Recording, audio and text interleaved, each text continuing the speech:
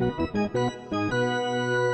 right, Rory, we are back for another fun episode of Don't Know Ball because we absolutely do not know ball. Sure don't. Whatsoever. And today we are joined by a friend of the show, WNBA world champion, and somebody who I think is going to have a great career in podcasting when she decides to hang the shoes up for good, Lexi Brown. Yay. Welcome. Thank you. Mo, I have to ask you a question. So... Wait, well, how does it start with asking you a question? Like, Right, I'm the guest. Lexi is here. No, I see you every day. What I'm about to ask you has to do with Lexi. Okay. So I want to say maybe 2 years ago, I went to one of Lexi's games. Yep. I brought Reason as my +1. Reese. Okay, shout out to Reason. We sat courtside, of course. Yeah, got to. Come on. After the game, I went with Lexi to highlight room Okay. with her teammates. Mhm. They had a section, shut down the whole club. Mm-hmm. Am I a basketball groupie if I drank out of their bottles? Yes. 1,000,000%. Yes. And a nasty I was groupie, with the squad. Yeah. Drinking off they bottles in the corner. man, They had highlight room shut down. I was like, I mean, it's you free. A groupie. Ew. Lexi, he's a groupie. Yes. My first groupie is Rory. I stayed after the game. Oh, you are nasty. Yeah. You was in the family room? Like you went to go eat? Oh, no. Lexi put me in the side chick section. Oh, man. Treated I you was like tight. a groupie. Yeah, I brought remember rapper when with y'all me. made fun of him for coming to the game. I remember that episode. Of course, Lexi, are you kidding me? I have to. No. I had more 2 so- tickets. But it was more so because one, he didn't take me and you didn't invite me.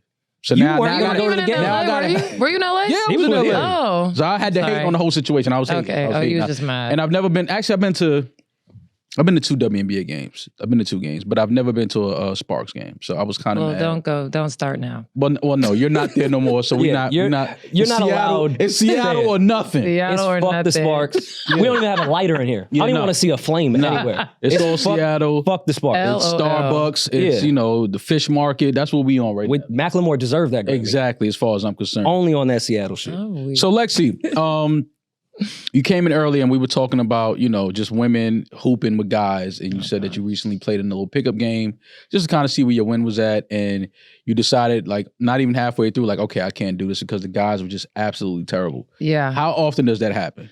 Well, I don't play pickup with guys often anymore unless it's like an organized run, Mhm. which again, I don't do those. I do a lot of like 2-on-2, 3-on-3, 1-on-1 in my workouts Okay. with like guys that come in and train with me and Mhm. rebound and stuff just to like get game reps in. Mhm. But yeah, that game, my trainer, like, I guess these random groups of older guys just come in at nighttime and play like Yeah. just for fun. Uh-huh. So I was nervous going into my Athletes Unlimited season because I hadn't played a real game since June of last year. So Mhm. I was like, because we train on a half court. So I was like, let me see what my win looks like just in a full court, just Right. for shits and gigs. Right. And it was a lot of just nonsense. So it did get to the point where like I would score a few points and then like they would stop giving me the ball. Yeah. Like, okay, like I'm the pro. This is about me right now. It's not about y'all. I know I jumped into y'all's pickup game. Yeah. Y'all are probably like, who is this? Yeah. And then always when I start playing, like they look at me and they're like, oh, like That has to be fun though, because the WNBA, unless like, you're one of the faces of the league. Yeah. If you're one of the 5 faces of the WNBA, it has to be kind of fun walking into like an open gym, LA Fitness with all the guys at. yep, I don't say a word. As a former, as a real athlete, a Yeah. real basketball player, and walking into the gym and guys don't know, they just think, who's this girl just trying to Yeah. get a workout in, kind of sweat, whatever. Like, Yeah. does she know what a travel is? Right. Meanwhile, you're a world champion basketball player and you just go in there and just start toasting everybody. Yeah, I definitely like put on my extra girly behavior when I go, if I do happen Do to you go dribble play like pickup this one hand game, up like you I don't like know what you're shoot a doing? little This bit. is a whole TikTok series. We need to start hustling. Yeah. I know though. I've thought Some about white man it. hand jump I've shit. thought about it. Yeah, we need to- especially in a shooting contest. Like maybe pick up 1-on-1 guys probably could beat me because just physicality. Obviously, yeah. I'm not going to argue that. But it would still have to be a guy that can really play though. yeah, Yeah. but like shooting, no, No chance. never happening.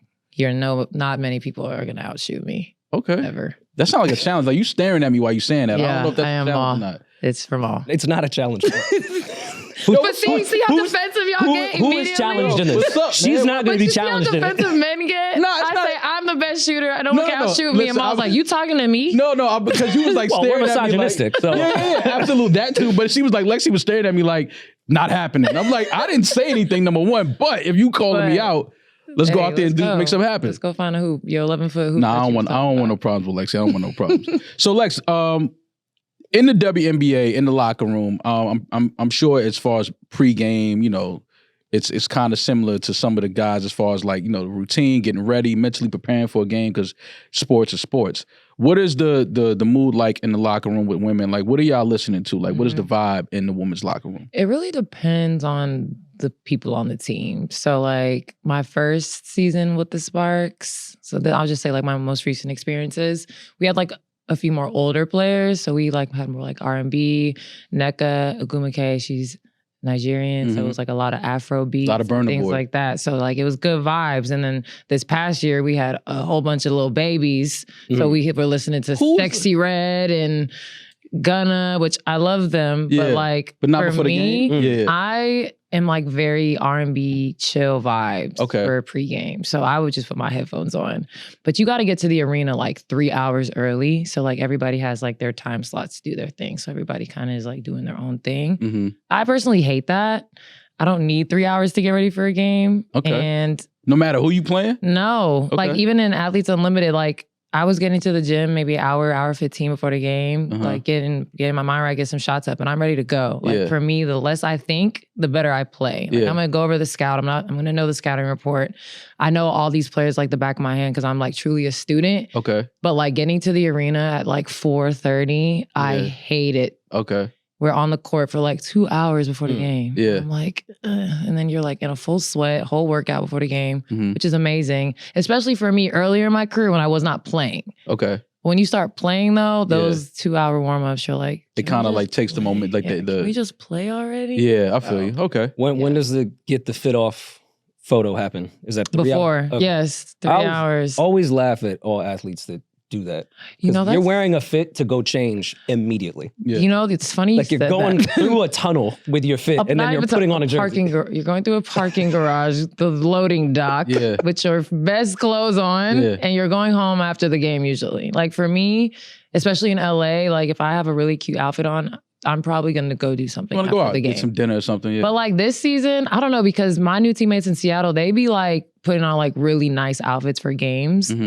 I'm trying to decide like what my energy is going to be this season. Like I kind of feel like I want to just show up like I'm about to go play basketball. Like I don't know if I'm going to be in this tunnel fit conversation anymore. It rains 90% of the time. Yeah, and they be like Skylar, Nneka, Gabby, like they have some really nice outfits. I remember seeing them last season. So I don't know. This might be my vibes for I was about to say, like, I think that's kind of dope though to do like just the sweats. Yeah, I'm like, I don't really have I think Asia had did that a few times last year. Yeah, she was doing like, she looked like she was. They started dropping like 40 on people. I like that though, because I'm the best player in the league. I don't care. Like I'm coming in here with flip-flops, a white t-shirt and some shorts. And I'm getting right to the business. I like that type of thing. I feel like maybe certain games, like if we have like a nationally televised game, maybe I'll put a cute outfit on, but I really don't think I'm going to go to Seattle and be like super focused on tonal fits. I really want to like. You know what might be fire? Seattle, a lot of rain. You could get a lot of raincoats off. Raincoats. In the summer though? Yeah, it rains in Seattle. I'm sure it rains in it's summer. not. Have you guys been to Seattle? Yeah, I love Seattle. Oh, so do I. It's like one of my favorite places to play in. I've heard so much. Like we went a couple years ago to Seattle, and it's funny when we go to different cities. Like we sometimes hang out, but then most of the days that if we're there on the ground, like we maybe 2 days, we do like a lot of different things. And then like when we finally meet before the show, me and Rory start talking about like what we did. And in Seattle, we was sitting in the group chat like, yo, I love this city. Like, this is a dope city. Like, we heard, like, oh, it's depressing, the weather, it's gloomy all year, da-da-da. I was like, I don't care. This is my vibe. No, I love it. Like, I literally walked around Seattle like a true tourist. Yeah. And it's going to be fun, too, because we're the only professional basketball team there. And then they have the Seahawks, obviously, but they're not in season. But like when we're playing, like we have the Rams, the Chargers, the Clippers, the Lakers. Los Angeles. Now UCLA and USC girls are like really good. So like we're kind of like, we've been like bottom of the totem pole for years. So I was excited to like kind of get the Sparks back to like the top of that totem pole. But now I'm in Seattle and I'm going to Seattle fun Storm. there. Have you had a chance to connect with Sue Bird? She actually is the person that got me my podcast. Really? She reached out to me. Yeah. So Deep Blue is her. Okay. Yeah. So she has her podcast with her wife. Yep. and they do it under the Deep Blue umbrella, which is with iHeart. So my teammate, Jordan Canada, old teammate, played in Seattle with Sue. So one day she texted me and was like, Sue Bird asked for your number. I don't know why. And I was like, oh, I thought it was about some basketball stuff. Text me, would you be interested in doing a women's basketball podcast? I think you would be perfect for it. And like, that's how that started. That was a year ago, a little bit over a year ago. So yeah, she's been awesome. And you know, the fact that someone like Sue Bird recognized my voice and presence in the league, despite the ups and downs of it, like it like meant the world to me. Like it was amazing. I'm like, I got Sue Bird's number in my phone now. I mean, yeah, that's Sue Bird. When you talk about just basketball, she's basketball royalty. Like every level, she dominated the game. So that's kind of dope to connect with her, especially being in Seattle legend she is. So you went to high school in Atlanta. Yeah. What was your musical influence? Like, what were some of your earliest memories of like your favorite artists in Atlanta? In Atlanta, I mean, Future, obviously. The high school I went to was predominantly Caucasian, so I was around a lot of white people. But we love Future. Right. It's our guy. Rory, I feel like you don't count though with these white people that I was with in Atlanta. Like it was like country, suburban, wealthy white people. Like okay, they were awesome. Cousins. That's his cousins. They were awesome. I'm glad you don't think of me as a wealthy white man. I really appreciate that.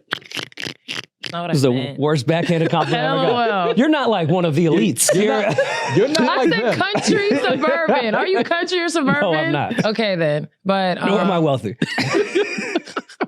oh my gosh. What was the question? My music? Yeah, what were you listening to in high school? In Atlanta. Future. I mean, I know Drake's not from Atlanta, but Yeah, no, that not was Atlanta artist. Yeah, Just but that who was you like the first When he needs to check 10th grade. I remember listening to Find Your Love. Is that the song? It was on the radio like all the time. And that I remember that was the first song of Drake that I ever heard. God damn, you're making me feel old. And I love Find Your Love by Drake was the first Drake song you heard? Yes. And I've been a super fan ever since. You know how crazy I that was is? 15. I get it. You know, with the crazy. age difference, yeah, I can see that. Being the first one. Man, I'm old. No best I ever had or anything. That was, damn, Find Your Love was the first album, right? That was like his first like mainstream song, I want to say. And then I went on my little Drake deep dive and I've been like a super fan ever since. What were your parents listening to at that time? A lot of Christian music. My mom, it's funny. She likes like the white people Christian music. She doesn't really like gossip. You went to that high school? Yeah. So my mom is mixed. So she's half white. So my 25% comes out from time to time. I listen to a lot of Backstreet Boys in sync. My dad likes, you know, older R&B music. My mom loves Luther Vandross. So we have like a very different type of like So variety. well-rounded music in the house. Yeah, for sure. Who are some of your teammates that you absolutely love their musical taste? Like you would absolutely let them control the music in a locker room? It's up to you. For me personally, because my taste in music is so all over the place, nobody. Like No, you don't want none of your teammates to keep the headphones in. like I said, I'll have a Drake song, then Future will come on, then Justin Timberlake will come on, then like Britney Spears will come on. Okay. So it's like all over the place. Yeah. And I've kind of like stopped listening to a lot of rap music lately because it doesn't like make me happy. Like the energy of rap music for me, just in the time of my life that I'm in right now, it's like it doesn't align. Is you more R&B right now? Yeah, and pop. That's funny because I was watching the Jordan documentary, The Last Dance. I watched that probably like every other month just to watch it What again a for time. nostalgia. That was so much fun. Incredible when that came documentary. And it's always funny to me when I think they were in Utah in the finals, and Jordan is getting on the bus and he's walking through the tunnel and he had his headphones on and he's like jamming, right? So I'm laughing because we already know what he's listening to. But the first time watching it, I remember when somebody asked him like, "Yo, Mike, what you listening to?" He's like, "Kenny Lattimore." Mike, ain't nobody ever bopped their head that hard to Kenny Lattimore. This is straight R&B music. I don't know what song from Kenny makes you do No, that. he was like doing this and like playing the air drums. And I'm like, Kenny Lattimore doesn't have any music like that. But it's just funny that the most dominant player in the world is listening to like smooth R&B on his way to like the finals. Yeah, you need to chill out. You need to calm down. Like getting too high. I'm just not a super hype person anyway. So that music, like, it's fun to listen to. It's fun to like dance in the locker room before the game because you do need to get like a little bit of energy. Yeah. But as far as like locking in and getting my mind right for a game, I need R&B or something happy. Like I don't need all that cussing and Not trying killing to drill on the people court. and, nah. Sexy Drill, cool. Sexy Drill, Cash Cobain. Mm-hmm. Okay. Love me some Cash Cobain. See, but even his lyrics are a little like, okay. It gets a little aggressive, Yeah. but it's like the music is. Yeah, I can tune out the lyrics sometimes. Just listen to the music. To the beat. Yeah. When your dad was in the league, did you like hang in the locker room at all, or was family completely separated at that time? I mean, I was so little. Yeah. I don't think I didn't spend much time with him like in the locker room and behind. Like we had the family room, but I was with my mom and my siblings. I'm so fucking old, dog. I had a poster of your dad on my wall. Love that. Like I think I got the poster. You're a basketball groupie too. Well, yeah. But you and I for the Browns. But I think the poster, it was the dunk contest when he won. The Reebok pump moment. Yeah, but the poster didn't come with Reeboks. I think I got that poster with like some Jordans. They gave me that poster in the store. That doesn't make sense. But didn't make sense, but I was happy to have it. But just you saying that, I'm like, shit, like I'm old. Like, yeah, like I was your dad on my wall. I was like a baby when he was in Boston. So I don't even remember him playing in Boston. The only time I remember him playing was in Orlando at the very end of his career. Yeah. I was a little bit older. So yeah, I got to like go to their practices. They had like little dance camps with the magic. I wanted to be a magic dancer. I swore I was going to be a magic dancer. Really? I still want to be a dancer. Like deep down, like I took a dance class when I was in Nashville, a hip hop class, and it was so much fun. Hip hop dance class in Nashville. Yeah. That sounds like That's exactly some white how suburban shit. Yep. With my white friend named Joy. Yes, we went to hip hop class together and it was so fun. Did they use terms like urban during it? No, the instructor was black. So he was a black guy and he was really cool. But the way, it was so funny being in the dance class because the way he was like talking to everybody was like a coach. Okay. He was like, lock in, like, don't do this. He was like yelling at us. I was like, locking on this two-step. Okay. Yeah, like he was like barking at us, and then he was like, just feel the music, don't dance. And then people were moving. He's like, what'd I say? I said, don't dance. And I was like, okay, oh, y'all serious? This is the beginner class? Yeah, like, this is the beginner class. I was in the beginner class. I have a video of it on TikTok if anybody wants to go look at it. Oh, videos of you dancing and in dancing? The class, yeah. Oh my God, I have to get a TikTok. It was to Travis Porter. The song. Naturally. Bring it back. Naturally, it would be Travis Porter. Yeah. Have you ever dabbled? Is it podcasting or is it going to be dancing I don't know. The retirement plan? I don't know. I'm like podcast side quest queen right now. I love Actually, you might be. You should maybe teach a dance class. No, I can't do that. I can't Can dance, you dance that. I can dance. Okay. I can. Well, were you at the club with them? Like, were they? What's the vibe with the WNBA players? They were standing on the chairs. Hey man, when Twerk, you go out with going out with but athletes like is different. it was like an appropriate twerk. Like a friendly, fun twerk. It wasn't like they don't be like that in LA. They don't get rowdy like that in LA. Not at highlight room. Well, no, girls in the highlight room. I've seen some girls dance in highlight room. When? But that's because Chris wasn't on R&B Wednesdays. I know it wasn't then. Yeah, I think it was. Yeah, that's the only time I've ever been to highlight room. I'm gonna miss that in the summer. They're moving it though. They're moving it to. I think Sean said they're moving it to Zook. That's another club opening up. Really? Yeah, so they're moving it. The last highlight room party was I think last week, and then they'll be doing a highlight room in Zook. I didn't know that. Yeah, so it's still the party is still going to be around, but just it's not. Okay, that's fine. I'm not going to feel as bad. Yeah. Listen, end of an era. I left out a part of that story. After the game, I took her to some ratchet hookah spot. You sure did. That reason Hollywood hookah? No. That would have been like a Michelin star compared to what the fuck we went to. Reason was like, yeah, no, my people throwing a little something at this hookah spot. And he was talking about his people from Carson. Like it was a hole in the wall. Like it was the hood in there. And here I am with two women like, yo, we could leave. Don't worry. I was like, can we go to highlight room, please? Rory didn't even want to go. Like the highlight room? Yeah. Well, that's because Rory has been to highlight room 1,000. And it wasn't, because it wasn't Wednesday, right? I don't remember. I think it was like regular night highlight room. So I lasted maybe 30 minutes. Yeah, Rory was out of there. And no, she stayed. You stayed till like 4 a.m. I stayed. You was in the mix. Well, I tell you, because it was so funny, my friend came out with us on Sunday. It was like our rap party for Athletes Unlimited. Mm-hmm. So like the season's over, right? Everyone's been like playing for 5 straight weeks, stressed out.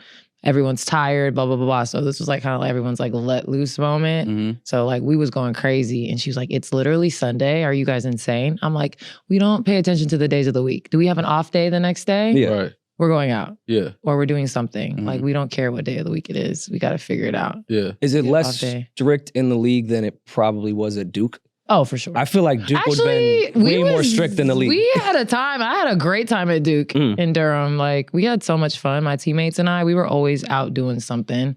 They weren't super strict at Duke, but like, obviously, like, everyone is watching. But Duke is such a small school. Yeah. So there was only one bar that everybody went to. It was 18 and up. Mhm. It's called Shooters. Naturally. That's It weird. was like in this big barn. Yeah. So like, that's where everybody was at Wednesdays and Saturdays. And if you weren't at Shooters, you were at home. Does Coach K lives on, I heard he lives on like, in like the woods near campus. Like he has this crazy house in the woods. I've never been to Coach K's house, but I could believe that. Yeah, he like has some mansion in the Durham forest. Yeah, like he has like it's like in the forest, has this crazy, I think Dante Jones was telling me that a few years ago. Like Coach I K believe lived that. in this crazy house in the forest, like I believe it. You in trees, and then you just see Coach K's house. Yeah, there's like this big trail like in the back of Duke. The boys team used to have to like run some of their conditioning tests back there. They had like this big Zion needs to go back. Don't please. Do that to What? He looks a lot healthier. He looks better now. Yeah, he does. Were you weird? Were you there at the same time as that team? I left when they got there. Okay. Zion got there. Did you have much interaction with Coach K at all? Oh yeah, he was always in the weight room. So I always used to see him around the gym. Very nice. He was really cool. He would we terrify shared. me. He scared me at first, but like, so we have the big facility, the practice facility. So we shared the weight room with the men's team. We shared the courts. And then we shared the training room. But like, obviously we had different practice times, but we would like, our locker rooms were like right next to each other. So like we would see them and all the coaches like all the time. Have you ever thought about doing anything music related after you're done playing sports? I want to learn how to DJ. Really? Yes. I just love music. I love the process of making a song. It's been so interesting to me. Mhm. I watch those videos on YouTube with the producers when they break down how they like created a beat. Okay. Like I love those videos, but I have no idea I don't know what any of them are talking about. I mean, with AI now, you could just tell it what you want. I would love to learn how to be a producer, and I want to rap on a song, but someone would have to write a rap for me.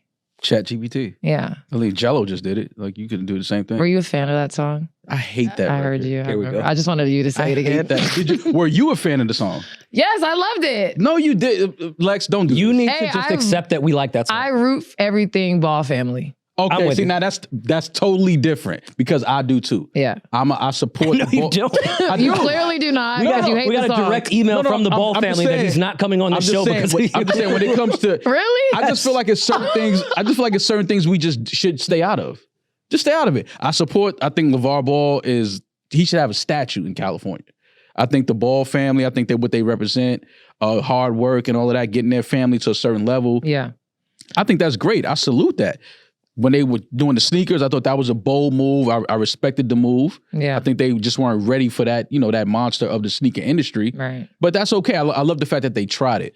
But now when you start talking about rapping and making music, why it just do you feels a think little bit that of like song went crazy like that? Like what? Because you're more tapped into music than I am. For me, like when things go viral, I try to like deep dive into like what's going on. Like that's a sociologist in me. That's what I went to school for. Yeah. What is going on in the world that makes this particular moment like go crazy? See, I think people what was going on? I think people don't understand of just having a viral moment.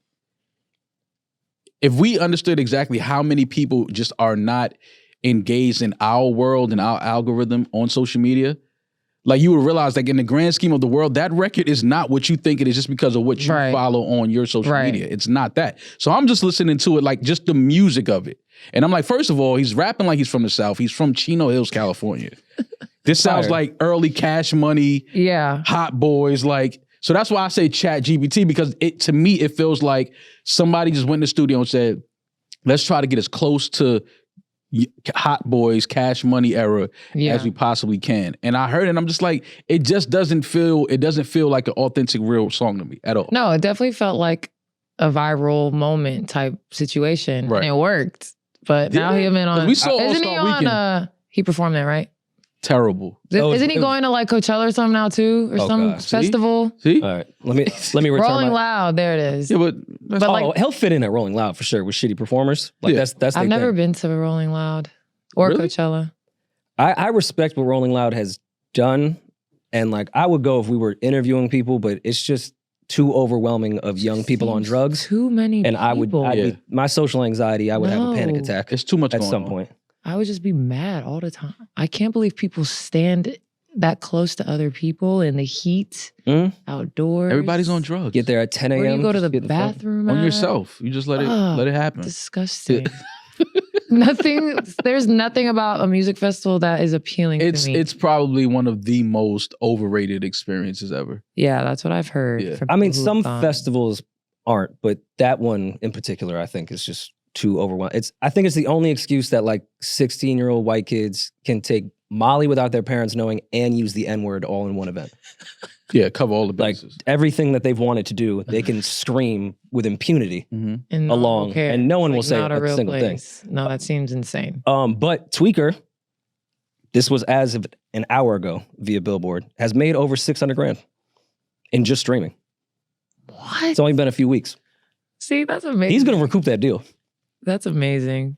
That's crazy. And that's without the performances. So now you're Jello. What direction are you now going with your music? Are you leaning into this, or you're like gonna try and make like normal music? I think that's nippity. What is normal music? I don't know. Like Backstreet Boys. Duh.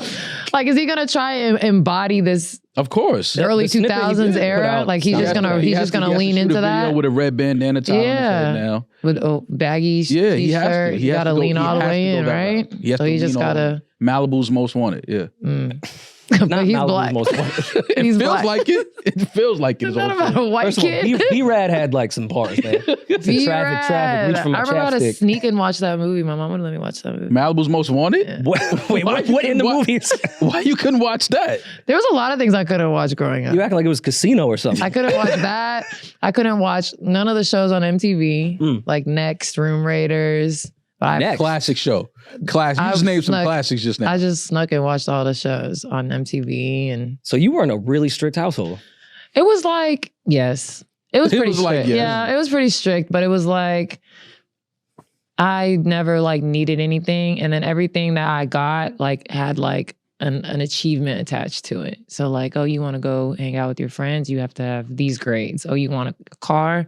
You need to do this. So like, I respect to get my car, I got my first car my sophomore year of college, but the only way I got the car was if I finished my senior year with straight A's and I committed to a top 25 program.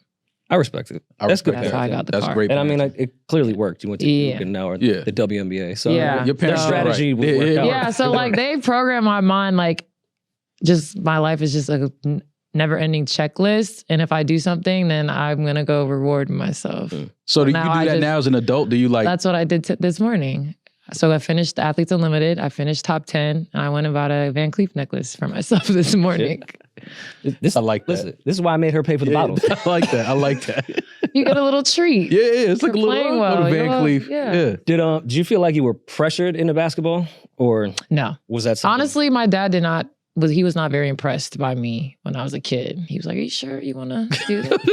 That was more like you were Are you sure? You are terrible. And I was like, "Yes, Dad. I want to just hang out with you and be in the gym with you." And then I got a little older, and the work ethic was there, and the athleticism wasn't quite there yet. So that's why he created me to be a really good shooter, because he was like, if you grow a little bit, if you don't grow, if you get faster, you don't get faster, you're gonna be able to shoot. Right. So you're gonna be fine. Right. But then I ended up leaning out a little bit. I got taller, I have long arms, and the work ethic was already there.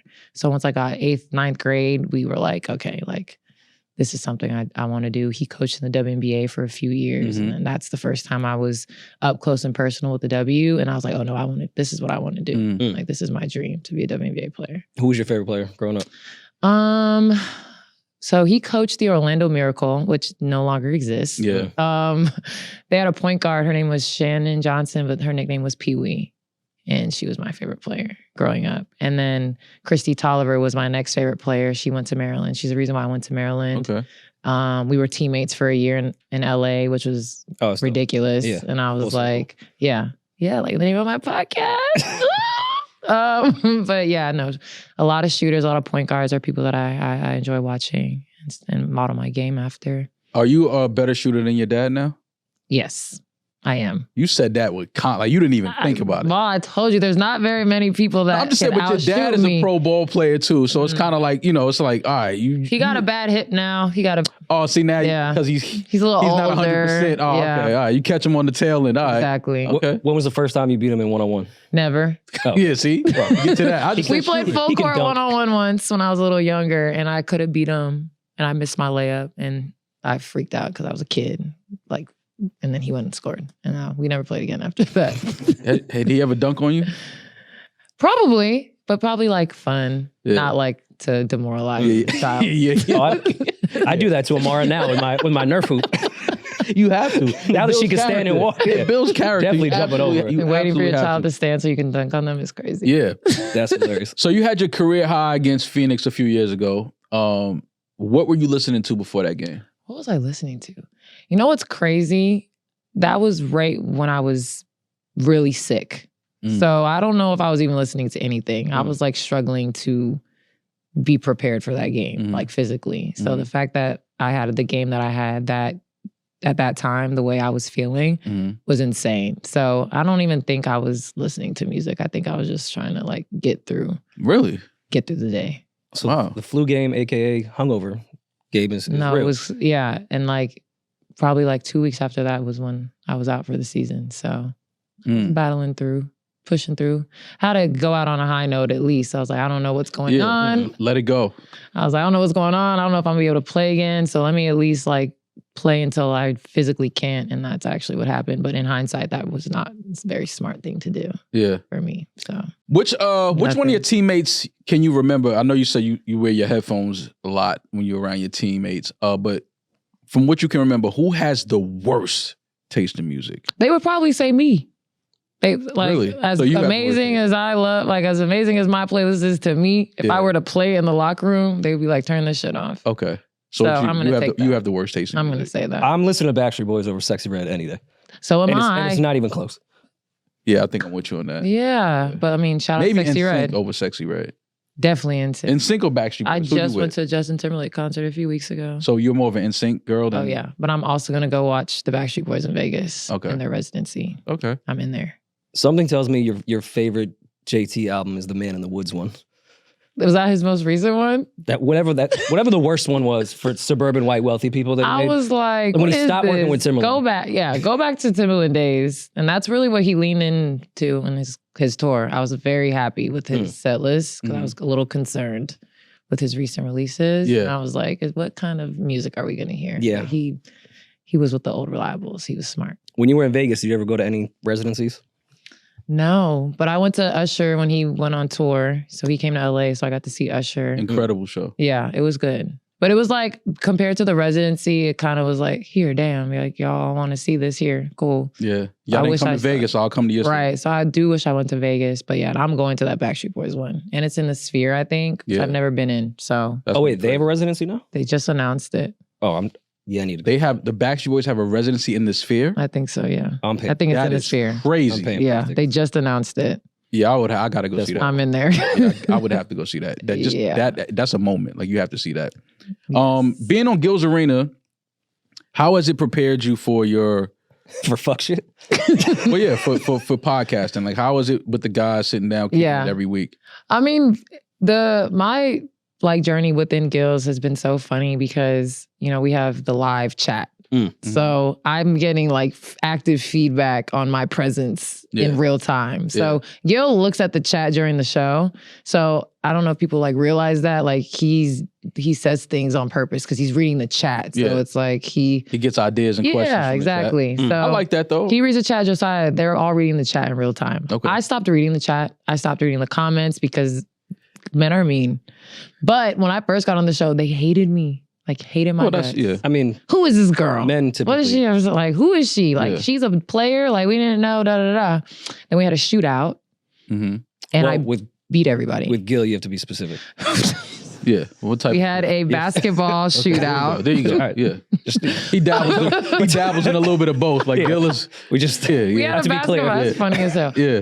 We had a basketball shootout, and I beat all the guys. So I made it the farthest. Okay. And then after that, the chat was like, we love Lexi. She's actually good at basketball. We don't care that she's been in the WNBA for 6 years. She beat a bunch of retired NBA players at mid-range jump shots. Cool. I'm not here to defend the incel chat, but beating Gilbert at a shootout is that's a stat because Gil could shoot. And I'm like, they had higher lowers on the game. I'm like, y'all really think Gil is gonna go 10 for 25? Like, I mean, Gilbert Arenas is if you my over under was low. It was so disrespectful. They were like, mine was like less than 50%. Really? Yeah, I was like, y'all are rude. Yeah, that's so I made it to like almost the final round, and then two of other people like went for the last round. But it was fun. But yeah, I literally won the chat over in the shooting game. Just they just want to see that you know what you're doing. Like all these videos of me, all these accolades means nothing. They were like, fuck that. Means nothing. World champion. You means outshot a bunch of 40-year-old retired NBA guys. You're her. Yeah. You're her. You're her now. Like, we respect you. But it's been fun, and being around those guys has just been amazing. Like, who has the worst music take on the show? We don't even talk about music that much. Or taste. I don't know. I don't really know the music that they all listen to, honestly. But I remember when the Kendrick Drake stuff was going on, they all had like a lot of opinions about that. Yeah. And ultimately we were like, we play sports. We don't care about rap beef. Just like we don't know ball, y'all don't know music. Yeah. It's one and the same. Right. But do you ever get worried sitting next to Gil? He's one of my favorite personalities. Like, even before he started podcasting, anything he would do on the internet was the funniest ridiculous thing in the world. Anytime there was an interview, anytime he just spoke, I'm stopping what I'm doing to see what Gil is about to do, especially if it has to do with Nick Young. Those two together have been hilarious. When they brought Nick on, I was like, is he just going to be on sometimes? But he sat on that couch the first time I was there when he was there. I was like, I want Nick here every day. Mm-hmm. Their back and forth, their banter, their stories, like it has like changed like the cadence of the show, I think, having them two on. I thought when I became a father, I'd be a little more gentle with certain things. I still watch the clips of Gil abusing Nick Young's kids, and I still think it's the funniest thing on fucking earth. You need that. The way they talk about playing the kids, Madden, video games, I'm like, do y'all ever grow up? No. No. Why? They don't. Crap. Never. Don't grow up. Like, I'm just with a bunch of grown-ass kids all the time. I would say Kenyon is probably the only one that is not Kenyon seems to be the most... Me and Kenyon are here. Yeah. That's why we always sit next to each other like, here they go. Yeah. Kenyon ain't he ain't for a lot of games. Nah. He ain't got a lot of play in him. I was like, Kenyon ain't got, if you know him from playing... No, yeah. Never did. Yeah. Never did. They've been great. It's been really fun. What's been the wildest off-mic take in pre-production or when you guys rap? It's okay to snitch. I'm trying to think. To be honest, I'm not really in any of like those conversations in pre-production. I'm like their little like angel baby. So like they keep me out of like all the nonsense. Like they have a group chat. I'm not in it. I don't want to be in it. Okay. I just show up, I'm myself, and I leave. And I think that's what makes our chemistry so good is like I literally just like drop in, I drop out. And like when they go to games, when they go to All-Star, like I don't go. When they talk about Drea, just stay out of it. I stay out of it. When they have the strip club conversations on the couch, I'm just like... Fly on the wall. They gave me a bullhorn. That's my contribution to those conversations. To a stop bullhorn? All right, too much. Not too much. I do think it would be great content for you to go to the strip club with Gil. Oh my God. I would tune in. Did you guys see the conversation that they had about competing with other men? For bottles. Yeah. No. What do y'all think about that? So basically, he was saying like, that's what Kenyon said. It's a pretty gay thing. That's what Kenyon said. But Gil was on that. He was dying on that hill. Like, I go to the club to make everybody else in the club look broke, and I don't care what else is going on. So if he buys 10 bottles, I'm buying 20 bottles. If he buys 30 bottles, I'm buying 40 bottles. The only one that wins is the club owner. Yeah. Right. Like he's the only one rooting for the Kenyon's like, y'all are losers. Kenyon was like, you guys are all losers. And I was like, I don't buy bottles in the club, so I don't have anything to contribute. I do. I mean, for athletes, especially somebody, but it's hilarious because I remember a story Gil was saying about he go to the strip club, spend all this money, and then the next day report his card stolen. And then it ends up getting all the money back. Like, definitely done that before. I thought that was incredible for him to say that. But I mean, you know, as athletes, it's a lot of ego. Yeah. With athletes, especially if, you know, we're playing in a city and let's say LeBron and the Lakers come to town. And then they're in the club and it's like, okay, they're visiting, but we're in the city every week. Like, if the Lakers are in the club and you know we're in the club as well. I could see how it's like, y'all not gonna come to our city and just go crazy, turn it upside down, and fly out tomorrow. Yeah. Like, nah, we got to make sure So I understand it from an athlete competitor. That's still really gay to me. No, I get it, but it's like it's an ego thing. It's 1,000,000% attached to a man's ego. Absolutely. The first time I personally experienced that is the year UNC boys basketball won the championship, and they came to Shooters to celebrate. Oh man! So obviously, our men's team were like, "What the hell are y'all doing here?" Yeah. We were like, "Woo, we're going UNC." We was partying. We just wanted to party. We don't y'all care. Can't do y'all can't. We don't care. That might be the headline right here. It was while you was at Duke, you were saying go UNC. We was partying. Congratulations, guys. Where the party at? Y'all in Durham. They pulled up to Durham. Oh, no. We didn't invite them. They showed up. That's not even male ego. That's I'm actually surprised that they let them inside. Yeah, I was about to say, how did they even let that happen? I don't know, because they won. And nothing popped off. Like, it wasn't because that's UNC Duke is a real like rival. No, literally, they wouldn't even let the Duke guys go to Chapel Hill. That makes sense. It was like a rule. So how? But the UNC guys was always in Durham. At Shooters. So Shooters was like we don't give a shit. Shooters was a free-for-all. Like, I told you, 18 and up. So like, everybody was in there. To me, what it sounds like, Duke is pussy. Yeah, that's just what it sounds like to me. I don't know if we wouldn't have. I remember that because we were like, what are y'all doing here? Like, go back to Chapel Hill. But like, Chapel Hill was like definitely more, I wouldn't say upscale, but they were like more strict because they had like actual bars and clubs and restaurants in Chapel Hill. And then we just had our Shooters barn. Just the barn. A dirty ass place. Oh, it was but to leave Chapel Hill and like Durham is not hood per se, but there's some nasty spots. Oh yeah, Duke is like parked in the middle of the hood. I had no idea. Just dropped. Yeah, right in the middle. Who are your give me your top 5 players whose dad played in the NBA? Ooh, can I think of 5? Well, you know who the number 1 is, obviously. You, of course.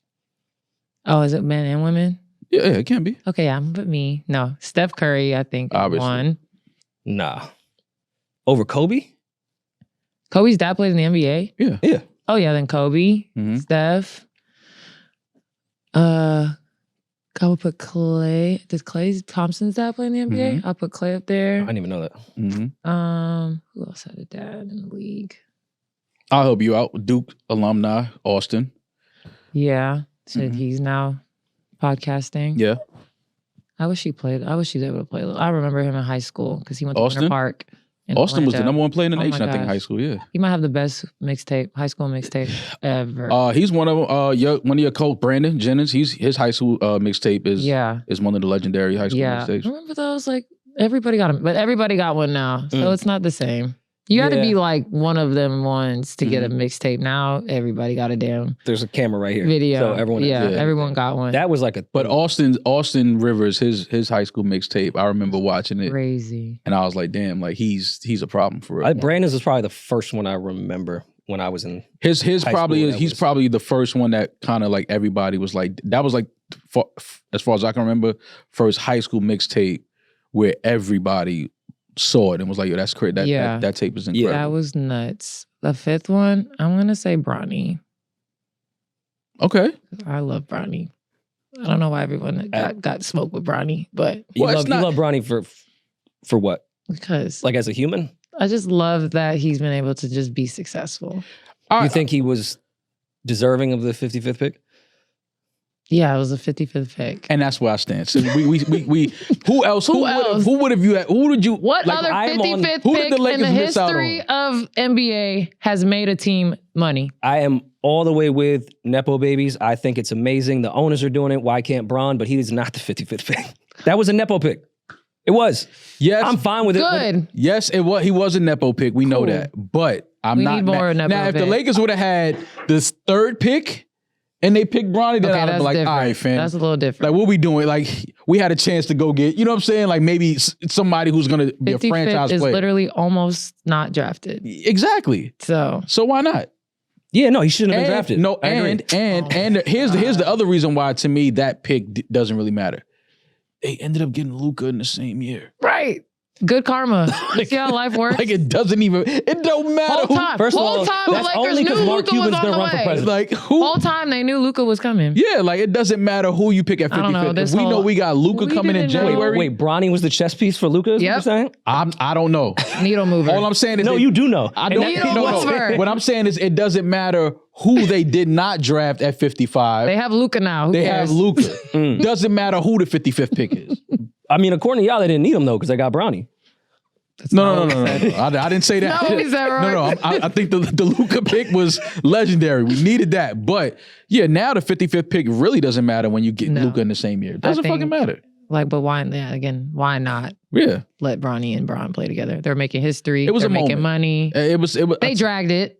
Not Bronny and Bron. I think that they have handled it well, but I think the media dragged it. I think they all dragged it. Nike had to make sure they got that moment on tape. They had to. That's the documentary. Yeah, for sure. Yeah, absolutely. Definitely going to the documentary. Having the Griffey's courtside and that whole thing. It was a Nike documentary. And listen, I don't want to sound like a hater because I think what Bronny is doing is way better than what Michael Jordan's son is doing. So I just recently, when it comes to how old is Michael Jordan's son right now? Acting a damn fool. Yeah, who gives 30 something? Yeah, right. Yeah, and y'all mad at Bronny because I mean, I love the trophy room with his collection. Dad in the NBA. I think the trophy room collection is incredible. Like he had such promise in Space Jam. I thought he was going places. Like he found the shorts. He did everything right. He didn't even snitch on the Looney Tunes. Didn't tell his mom nothing. Sure did it. So Lex, what's some of your music predictions for 2025? Music predictions? Yeah. Oh gosh. Like who are some of the artists you're looking forward to hearing their albums? Drake. I think Drake has started his How do you feel about the album? Recovery. Some sexy songs for you. I love it. Yeah, okay. Anything Drake puts out, I love. Okay. Everybody knows that about me. Did you feel disrespected as a woman when you were listening to the songs?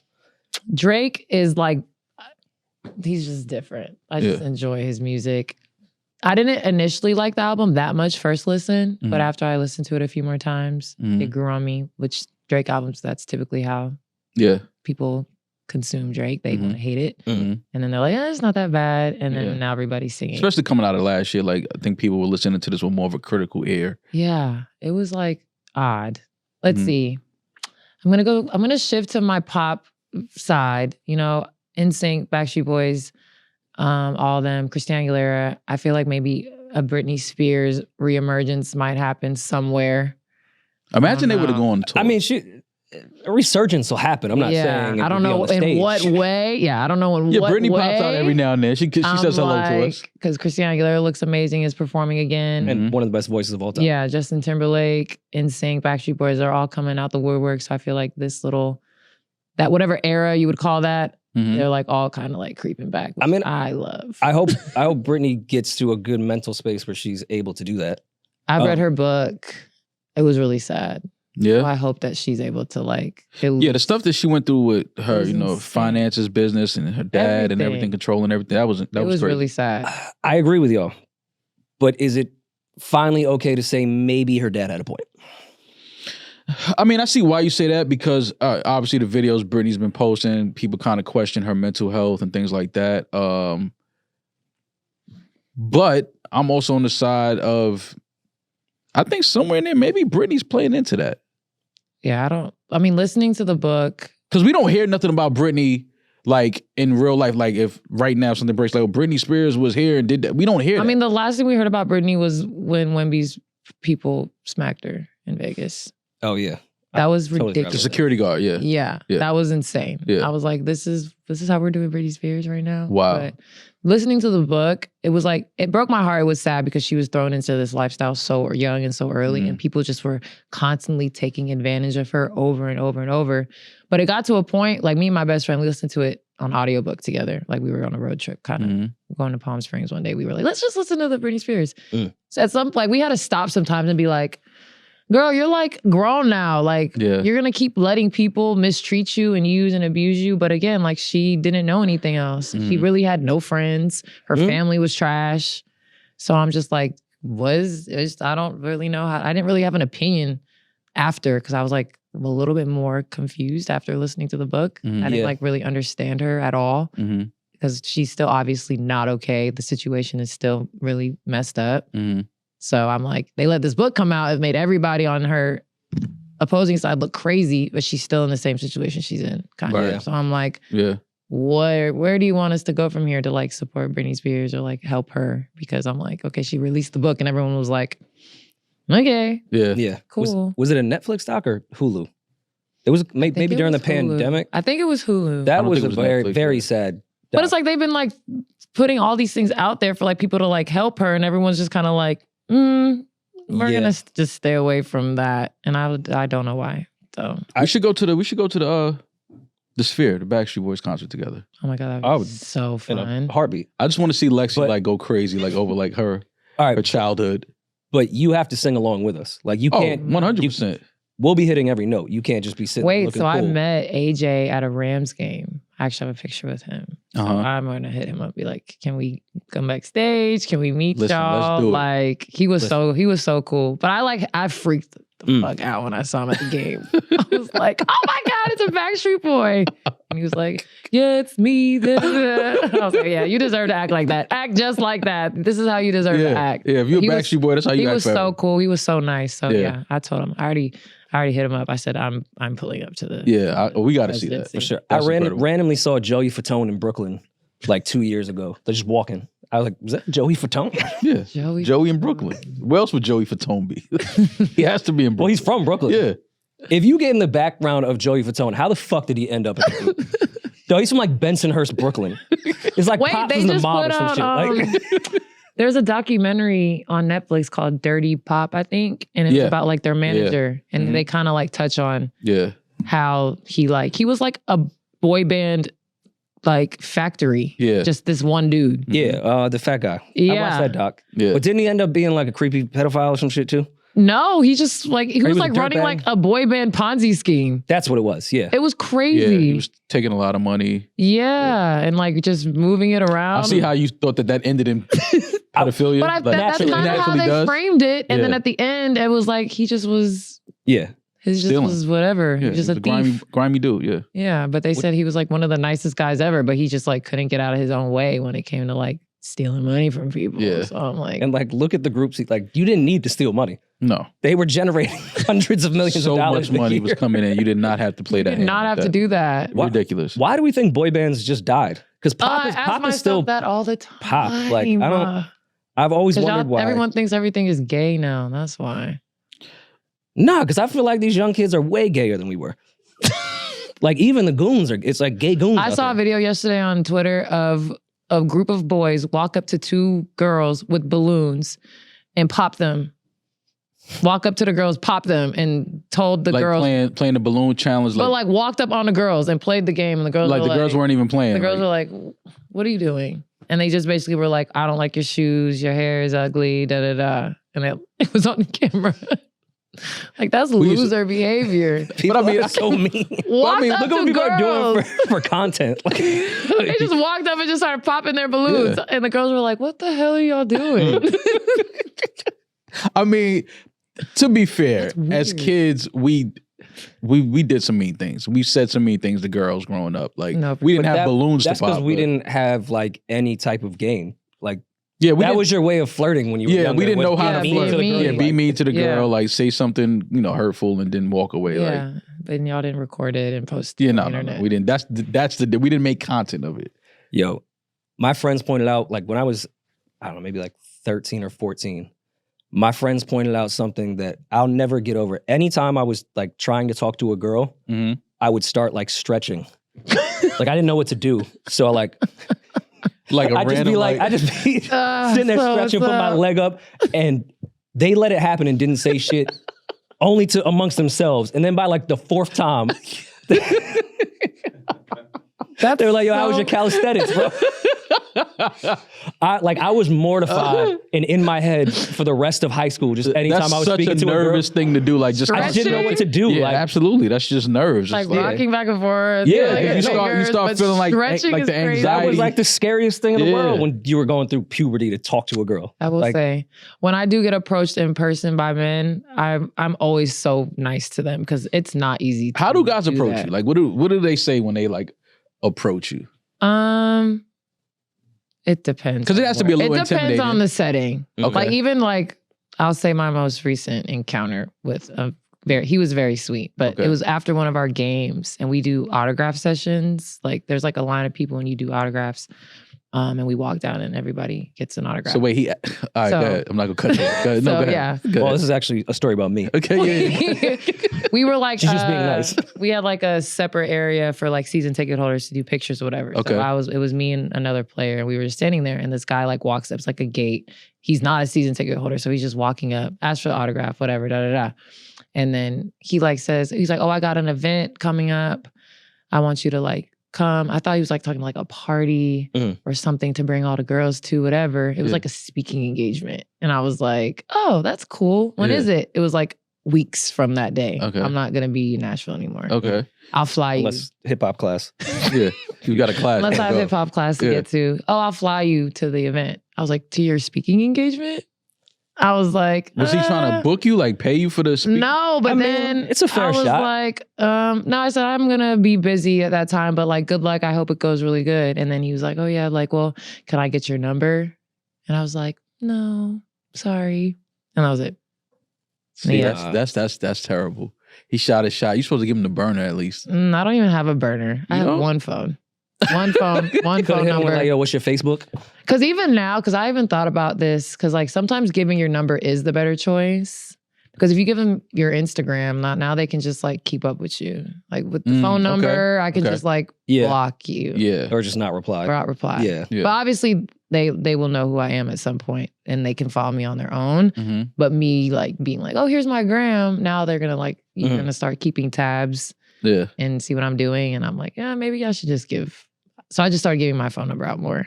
Do y'all have like as a WNBA player, like I think you're about to ask a question I was gonna ask. Do y'all have like groupies? Is it a thing for y'all? Like y'all be laughing in the locker room, like girl, this dude, he keep coming to the game trying to like get my attention. No, honestly, I don't know. Because that's the thing about the WNBA. Like obviously we have like all different like sexualities and preferences and da da da. NBA too. It's like very. I don't want you to just make that. I don't want you to make that WNBA exclusive. The NBA but does you know too. how like when everyone's like in the industry, like, "Oh, it's the same girls." Like, yeah, we don't have that. Yeah, you're not gonna see the same dudes hanging out with us. I think so, man. I think y'all just didn't peep them yet. I think they out there. No, it's just like you said, it's an ego thing. Like women, like we can put ourselves out there and like just go hang out. Okay, is it a conversation amongst WNBA players that y'all kind of wish that y'all had like guys that would like come into the games trying to like talk to y'all? No. Ew. So how does that work? Like y'all don't want guys to like come to the games? Yeah, and, we like, do and be fans. Flirt and be fans and be yeah, have fun, but like stay over there. I mean, some girls might like it. I personally would enjoy it like in the confines of a basketball game. And yeah, if you like, it was like some just fine dudes on the baseline. Like, oh, I would love that. Yeah. But like, that's it. Yeah, but just stay there on the baseline. Yeah. Don't say nothing. Like I will say, like there in a game in Nashville, the Titans are there. I think like you went crazy that game. How many jumpers you took? I don't remember, but I peeped, like there was like 4 of them on the baseline. I peeped them and I was like, "Who are these for?" A girl going crazy on the court because there's dudes. Yeah, Lexi front. She kept calling for the screen on the left side of the floor. Like, yo, set the screen over here. But then that was it. Like I was like, "Oh, that's nice that they're here. Yeah, nice to look at during the game." And she was lights out when I was there. That's all I'm saying. Yeah, okay. Because I mean, we got our asses beat that game. No, y'all got smoked. Y'all got smoked. You can't go to no more games, man. You can't go to no more games. I was not the issue. No. Who did y'all play? I don't remember. I don't remember either. You had like 3 or 4 threes though. Yeah. You was cooking. Just the rest of the team wasn't. Yeah, we. That is so funny, man. I thought that I kind of figured that women would like kind of want like guys. I feel like the young MAs of the league definitely run through them. Like I think they got them. Yeah. That probably that is. It's more of a. They have their. Like I think they wear the strap under the shorts. Yeah, they go to the game with the strap on. Know nothing about that again. Yeah, I get it. I mean, it checks out. It kind of makes sense. I get it. The All-Star Weekend last year for the 3-point shootout, they had Steph and Sabrina shooting. Do you think that that's something that they should implement moving forward into All-Star Weekend, having a WNBA player versus an NBA player? Yeah, I think it was fun. It was fun. It was fun to watch. Was like Steph is just the wrong guy to go against. But she was close. Like that was like the best outcome we could have had. Was her being close. Do we think Steph went full throttle though? Well, I mean, like I said, that was like the best outcome that we could have had. Yeah, Steph not go crazy. Sabrina still holding her own, but Steph ultimately winning. Yeah. Because if Sabrina ended up winning, just the discourse would have been insufferable. Yeah. The fact that she like almost won, but it was still very impressive. Yeah. Like that was like best case scenario. Yeah. So I don't know if like that's just like a one-time moment and we just gotta like remember that as being a good moment. Mm-hmm. If they do move forward with it, I think they should alternate. So like 1 year they'll do it NBA All-Star and then not do it WNBA All-Star. And then the next year they'll do it WNBA All-Star and not an NBA All-Star. Yeah. Okay. That'd be cool. And just alternate it if they really give a fuck about, you know, increasing viewership and partnership between the WNBA. Like they need to be more, like very intentional with how they do it. What do you think the WNBA is missing as far as, I don't want to say marketing per se, but getting more eyes on the league? Yeah, I think they did a better job this past year, especially with this rookie class. Oh, absolutely. They're like showing more of us and more of our personalities are able to shine through on the court, off the court with our marketing stuff, our brand deals. It's not really frowned upon anymore. Because I remember when I first got into the league, I've always loved social media. I've always loved taking pictures. And it was like a problem when I got into the league. She's not focused. She doesn't care about basketball. She cares about is social media and taking pictures by the pool and all this weird stuff. It takes 1 second to take a photo. Literally. And 1 second to post it. And 1 second to post it. Like, it was ridiculous. I had a YouTube channel that they made fun of when I came in. Like, it was just a lot. So kind of just letting players be who they are, I think has been the biggest change. And then, allowing these rookies that come in with all this college energy and hype, they have to be on the floor. So this is obviously, that was like the most hype of rookie class has ever had. But we've had very talented rookie classes in the past. But like you get to your team and you rot on the bench, and now your college fans are now tapped back into the college because they don't know where you are, where you're playing, and you jet off overseas. Now it's like all momentum you had is gone. Yeah. So I think now we're bridging that gap between like college fandom to the pros. And I think that's been like the missing link, I think. So I think this year was a really good example of I think Caitlin and Angel Reese coming in together, everything that happened obviously between them on the collegiate level. Yeah. And then coming into the WNBA together, I think a lot of that parlayed over into the league. I thought it was great for the league. For sure. How did you feel about the criticism, if you felt like it was criticism that Caitlin Clark was receiving throughout the season? A lot of people were saying that teams were kind of targeting her and kind of like, being more physical with her. Yeah. I thought it was a sign of respect. I think that for sure. they only do that when they respect you as a player and know that you're a threat on the floor. Absolutely.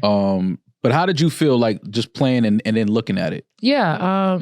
I mean, when we played her, she was like number one on the scouting report. Like, you're not going to deny how talented she is. And I think people did underrate like her overall playmaking ability. Yeah. And they just hyper-focused on her scoring, which she's a very elite scorer. But the way she makes everybody around her better is like the best part of her game. So like, she's literally the head of the snake. So I think that everybody received a lot of weird criticism this year. I only played 14 games. So like and I wasn't really doing much because I was still kind of sick. So I was like I kind of avoided all of that weird discourse going on because I wasn't playing. So I really just was watching it and looking at it from a very like objective point of view because I was kind of out of it. I think now that we just have more eyes, it just comes with more criticisms from people that don't know what they're talking about. We see it in other leagues with other athletes. So I think us as WNBA players just have to we have to ignore it. We have to rise above it. And that's easier said than done. But that's what happens when you have more eyes. You have more viewers, you have more opinions. People are betting on our games. And like, that's a whole different conversation of how that has shifted sports culture and stuff. So I think everybody handled it well though, because I think everybody elevated their level of play and we retained, a lot of those new fans. And, I know a lot of players now are getting their flowers and they have, new fan bases that they didn't have prior to this rookie class because they came ready to play. Yeah. Yeah, I think after going to your game, I think we had a conversation on the next episode after that where the experience is great. Where I think it does lack a bit is in some brand partnership with a female rapper. Like, I think because female rap is where it is and dominating men right now, why a Meg or Glorilla or somebody isn't like the brand ambassador or creative director of the WNBA is beyond me. Like, no pun, that's a layup to get people, like, sort of what Hove does with the halftime show. But somebody, when it comes to nationally televised games, they can focus on halftime shows, entertainment, bringing certain rappers to the game. Like, I think just with where hip hop is with women, I don't get why the WNBA is not embracing just like as even consulting or anything. Yeah. Like using that. Again, that's probably expensive. So I think that's probably part of it.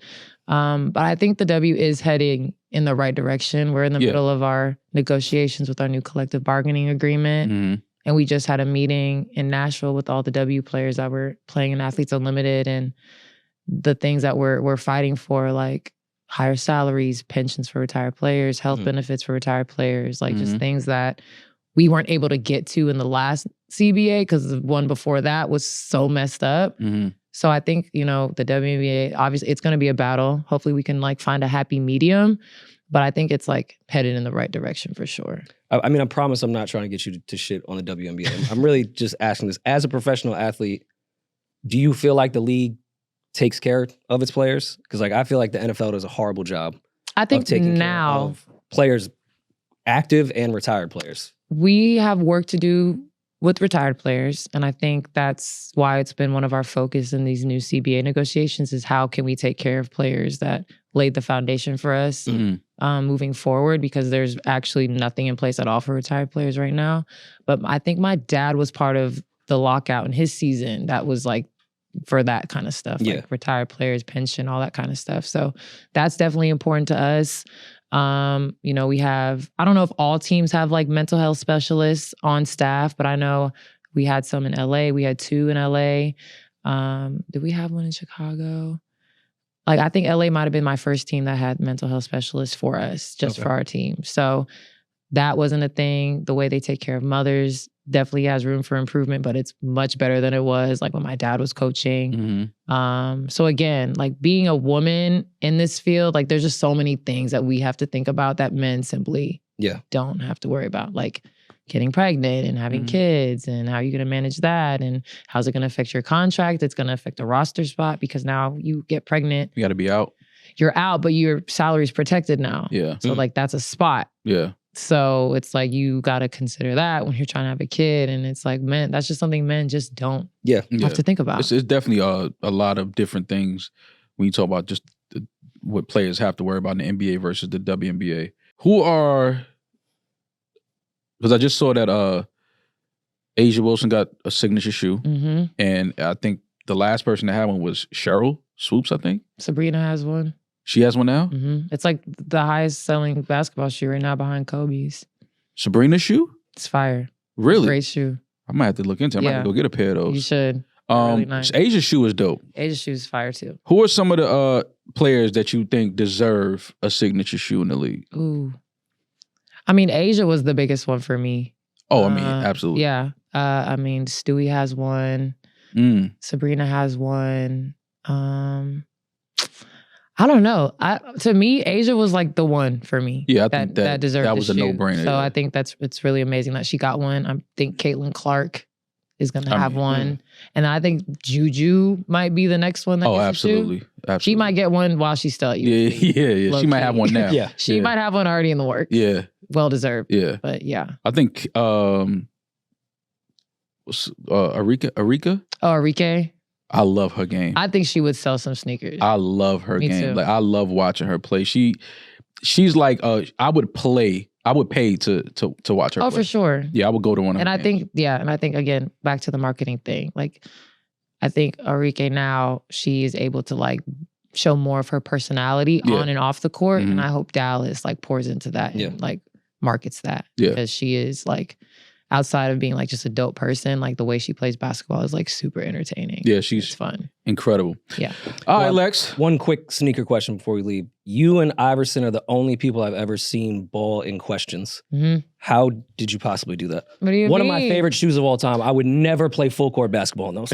Well, I get paid to, so I figured it There's out. the answer. All right, yeah, my bad. I figured it out. In other words, you ain't got game. Lexi, we appreciate you for coming by. We obviously don't know ball, but we do know that you are one of the dopest and one of the illest in the league, so we are supporting you, and we hope to catch up with you soon. Yeah, let's make this a recurring thing. At the Sphere. Vegas, Backstreet Boys. We in the building. In there. We in the building. Yeah. We out. Yeah, we got to come to the game in Seattle. Yeah, for sure. I definitely want to come to Seattle Storm game. Yeah. Definitely got to come. All right, that's Rory and Maul with Lexi Brown. We do not know ball, Rory, but we know that Lexi is one of the illest.